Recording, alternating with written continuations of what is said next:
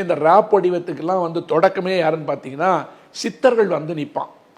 ஏன் சித்தர்கள் வந்து நிற்கிறான்னு பார்த்தீங்கன்னா, எந்த மரபு வழிக்குள்ளும் உள்ளடங்காமல் காட்டிலையோ மேட்லையோ உட்காந்துட்டு கிடைச்சதை சாப்பிட்டுட்டு இந்த பூஜை புனஸ்காரம் மணி ஆட்டுறது சனாதனம் அதெல்லாம் பற்றி எதுவுமே பேசாமல் அவன் சிவனோடு சிவன் அவனோடு சிவன் தான். நீங்கள் அப்படிலாம் பார்த்தீங்கன்னா அருணகிரிநாதர் தான் முதல் ராப் சிங்கர்னு சொல்லணும் நான். ஏன்னா அந்த தாளக்கட்டும் சொற்கட்டும் அது வந்து விழுகின்ற விதமும் இசையோடு அது தன்னை அறியாமலேயே இசையாவதும் அருணகிரிநாதரில் ஆரம்பிக்கும். சாதாரணமாக பார்த்தீங்கன்னா முத்தை தரு பத்தி திருநகை அத்திக்கிரை சத்தி சரவண முத்துக்குரு வித்துக்குருவரை எனவோதும் அப்படின்னு வரும்போதே அந்த தாளக்கட்டும் சொல்லிருக்கு. முக்கட்பர மற்குச்சுருதியின் முற்பட்டது கற்பித்திருவர் 30 முவர்க்கத்தமரரும் அடிவேணன்னு சொல்லும்போது அதில் ஒரு இசை இருக்கும், அதில் வந்து விழுகின்ற வேகம் இருக்கும், கடவுளை பற்றிய செய்தி இருக்கும், பெண்களோடு போகாத வாழ்க்கையை பற்றி பேசுவதாக இருக்கும், எல்லாம் இருக்கும். இப்போ இந்த ஜாதி மதங்கள்லாம் உடைக்கிறதுக்கு தான் வேடன் பேசுகிறான்னு நம்ம பேசுகிறோம். அதனுடைய குரலாக தான் வந்திருக்கான்னு சொல்கிறோம்.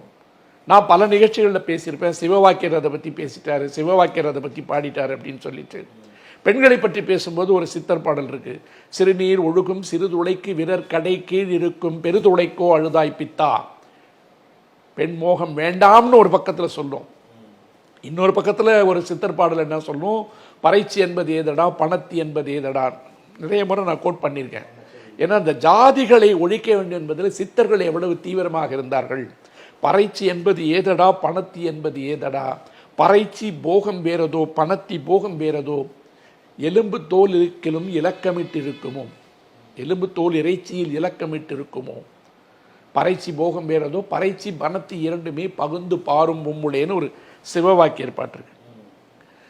கடவுளை வந்து அவன் கேள்வி கேட்கும்போது எல்லாத்துக்கும் பார்க்கும்போது ஒரு குறியீடை வச்சுக்கிட்டு தன்னுடைய வழிகளை வந்து மனுஷன் பேசிகிட்டே வந்திருக்கான்.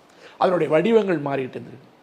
அப்பன் வருவான் அவன் பின்னே மகன் வருவான், தப்பென்று சொல்லாதடி குதம்பாய் தவறென்று சொல்லாதடி, கையில் காசில்லாதவன் கடவுளே ஆனாலும் கதவை சாத்தடி என்று பரத்தையர் வீட்டு நியாயத்தை பேசுறதை கூட சித்தன் பேசியிருக்கான்.